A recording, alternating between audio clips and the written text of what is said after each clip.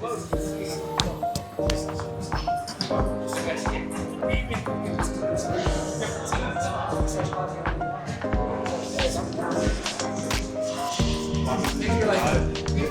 we'll get into video number 2 of the 3-part series.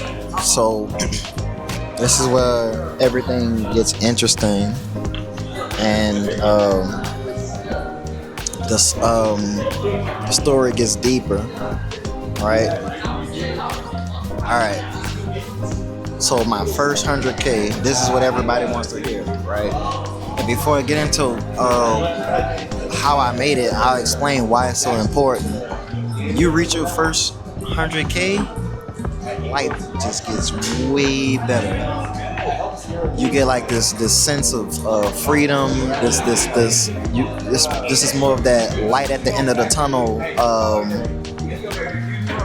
situation, right? All right, so let's get into it. So after I made my first 10,000, I had student loans. I had about $30,000 worth of student loans. And what I did was I took that 10,000 plus the earnings from that bet, put it immediately into my student loans. So guess what happened? I was back to square one, right? I'm back to square one, and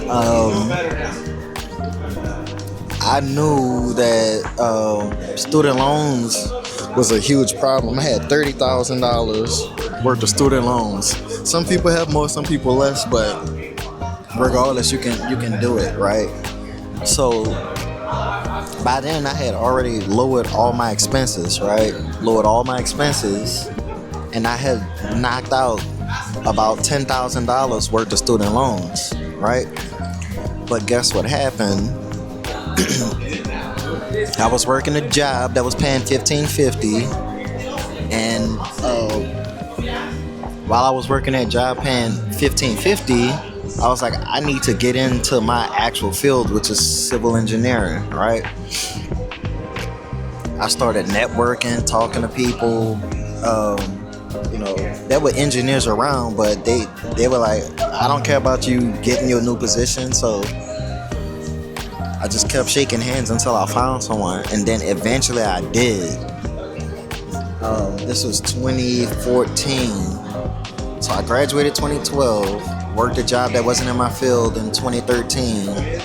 I eventually found a job in my field 2014. It was in the oil and gas industry. It was good. Yeah, I'll try something different. Nah, I like this. Yeah, same thing. I appreciate it. Try any desserts? I will after this. I will. You said you shut down at 10, right? Okay. All right. Thanks. All right. Thanks. So I found a job in oil and gas, right?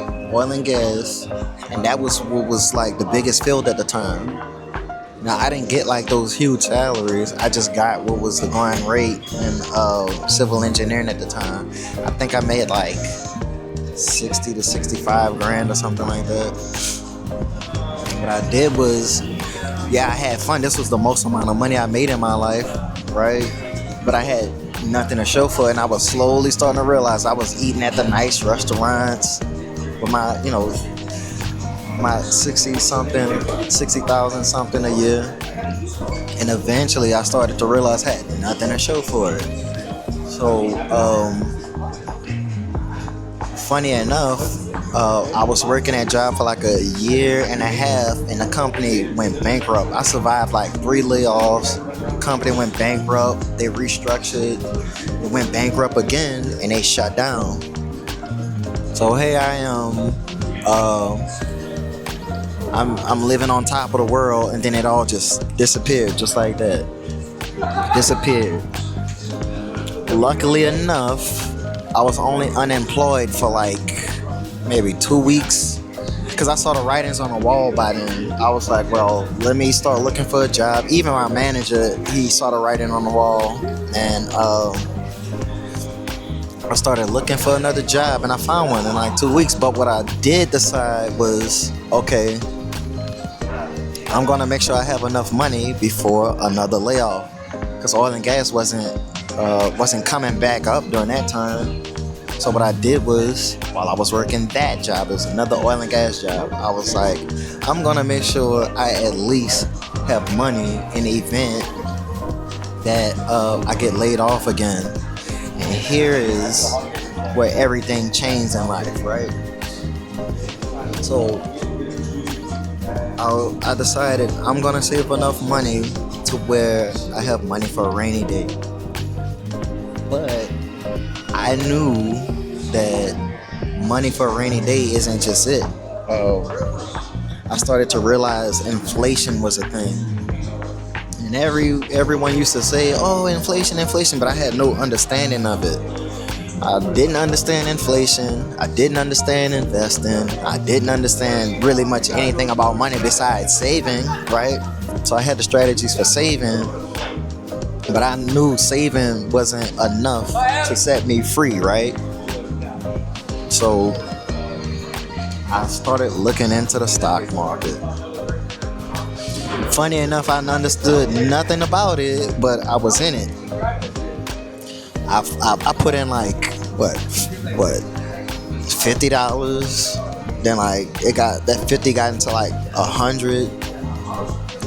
And once I got into it, I just bought like the most random. I don't even remember what I bought. I bought stuff like airlines and stuff, just anything I could think of that looked affordable. I bought it, and I used Robinhood. I bought it, it started tanking, and it turned me off. I was like, I'm not doing this. I'm getting out. So I did save. I saved like 30 grand, and guess what happened? I got laid off again. What I did was I moved to Austin right after the layoff, right? I moved to Austin. I'm living off this 30,000, having a great time. But what I realized was you could actually buy your freedom. I had a taste of it. I was able to not work for a year and a half. So forgive me for the years. It may not be accurate, but we're looking at 2015, 2016. So I didn't work for a year and a half, but it was like probably the most amazing time in my life so far, right? Thank you, sir. So it was the most amazing time in my life. I was able to go, wake up whenever I wanted to. I didn't have to answer to anyone. I went swimming in the creeks. I'm eating, Texas barbecue. I'm doing all of this stuff, all because I had saved. But then I was like, okay, this money's gonna run out eventually. And so what did I do?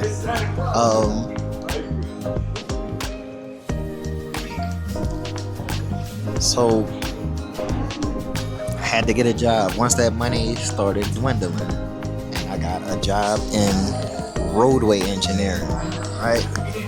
I was doing roadway, hydraulics, hydrology.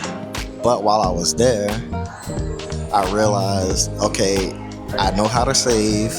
I'm gonna save money, but I needed to grow. And that's when I tried the market again. So during this time, I just studied the market, right? Kept studying, and then it hit me. I'm like, all of these wealthy people are in the stock market. And I'm realizing the S&P 500 grows at a rate of 10.8% since its inception. Once I understood that, it was like,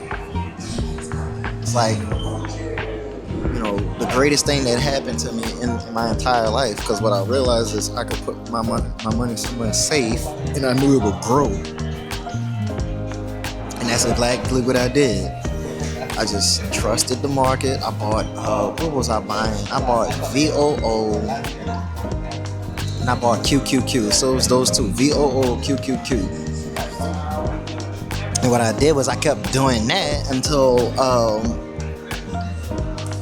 I eventually reached my first 100,000.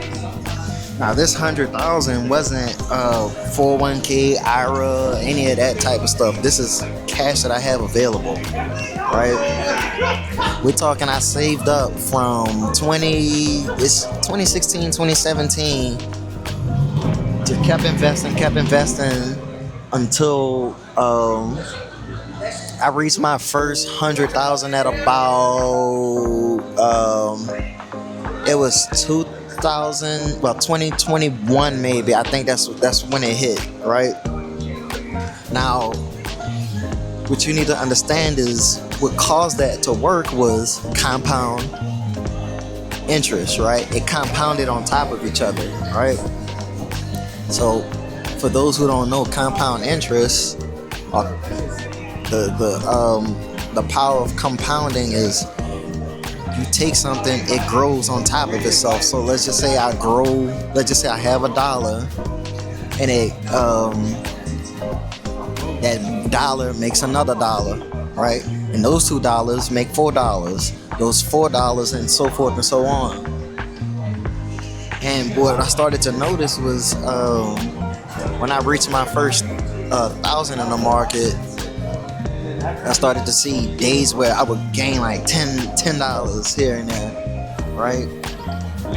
I was like, wow.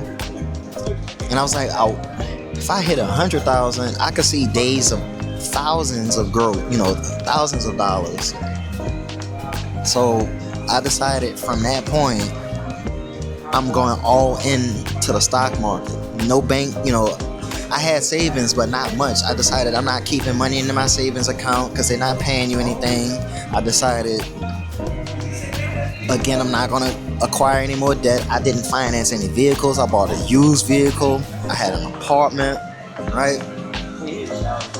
Kept all my expenses low. And eventually, like I said, that 1,000 turned back into 10,000. And that 10,000 got me to 25,000. And 25,000 got to 50,000, right? So I'm like, if I could get to 50,000 and I'm seeing $500 days, right? I can keep going. So eventually I kept saving. I had days where it dipped. That's where most people fail. They get scared and they just pull out. I don't know what it is, but everyone, once they first get into the market, once they see that first dip, they just panic and sell. They sell. And what they always say is time in the market beats timing the market. And as long as you trust the system, it'll grow. Like, you can look at any graph, you'll see ups and downs, but anytime it went down, it just bought more. Kept buying, right? And I eventually hit the first 100,000. Now, when I first hit that first 100,000, funny enough, that same guy that I did the bet with, who I won that first bet with, we did a celebration. It was a celebration in Mexico. We went to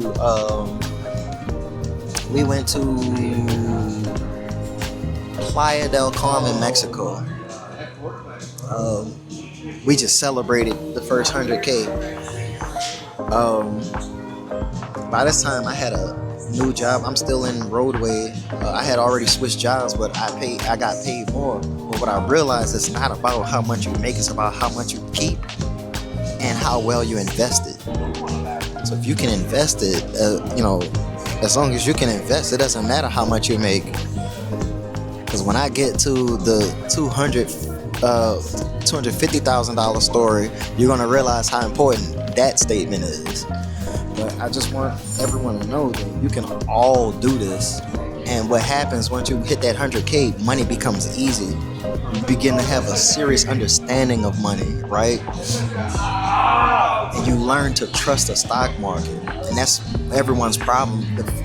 When you mention the stock market, everyone says, "Oh, you can lose your money. Oh, what if I lose? What if this? What if that?" Yeah, what if?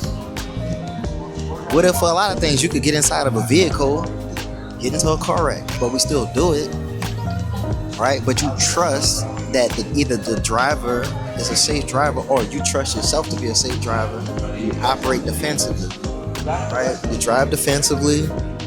You know there's crazy drivers in the world, but you trust that the roads are safe. You trust that you're paying attention. You trust that everyone else is gonna do what they're supposed to do on the road, and you trust it. It's a risk. Everything we do is a risk in life. Me going to college was a risk. It was a huge risk. I came out in the hole, and I came out without a job, but I trusted the path. That's the same thing with reaching your first 100K. If you trust the path, right? You trust the path, you eventually will grow to your goal. Eventually you'll grow to the goal. And so what I want y'all to do is like and subscribe, because I have the ultimate story coming next, which is the first 250,000, okay? So y'all bear with me. This is a long story. Tell me if I should make it shorter. I just want to explain to y'all what happened. This is my life. It could be the same for y'all. Keep in mind if you want the monkey red, if you want to hang for a little bit, Yeah. So I'm gonna come back to y'all and explain the first 250,000. I think the first 100K was what most people are trying to do. 250,000 is like a next level, right? And maybe I'll prove it to y'all one day, showing you, but I don't think that's a good idea. But you can trust me or trust me not. I think with the information I'll provide, you'll believe me. But yeah, so stay tuned, and I'm gonna hit y'all with the first 250,000. All right, y'all be cool.